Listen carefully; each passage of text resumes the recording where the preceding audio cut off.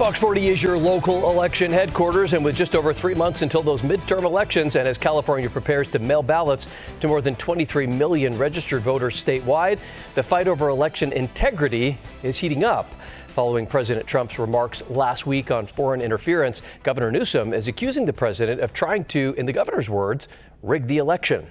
And now Governor Newsom is calling for the 25th Amendment to be invoked against the president. Republicans, they're pushing back. Thanks for joining us here for Fox 40 News at 5:30. I'm Eric Harriman. Nikki has the night off. Fox 40 Capitol reporter Eitan Wallace has the latest from Governor Newsom and also reaction today from the White House.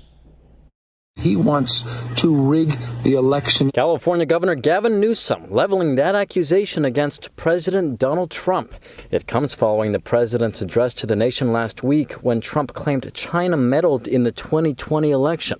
The president's 25-minute address also warned voting machines are susceptible to foreign interference, and he claimed more than 275,000 non-citizens are registered to vote nationwide. Election system so broken and so vulnerable that no one can possibly defend it. It is not defensible. But Democrats, including Newsom, blasted the president's remarks, with Newsom saying Trump rightfully lost in 2020, adding there was no evidence then or now of any widespread voter fraud. Foreign interference in our elections, that's a real thing. Nothing about what you watched, though, was real. It's make-believe. He wants to rig the election in 2026. He knows he's going to lose. Newsom saying the president's speech was grounds for the 25th Amendment of the U.S. Constitution to be invoked against Trump.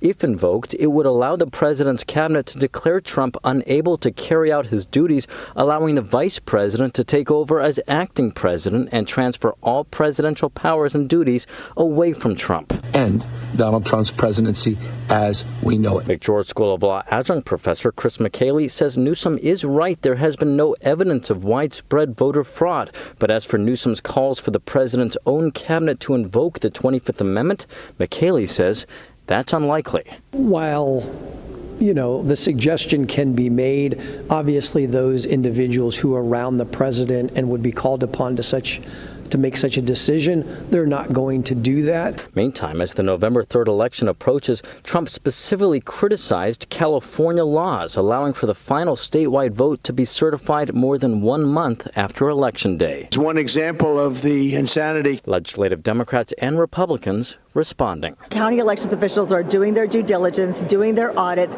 and I think voters want to make sure their vote is counted accurately more than fast. The whole notion of confidence in democracy relies on the voters having trust in the processes of how we do an election. And the only way to trust in the processes is to open the books, allow an audit of the voter rolls, make sure that we have voter ID. This is not a partisan issue.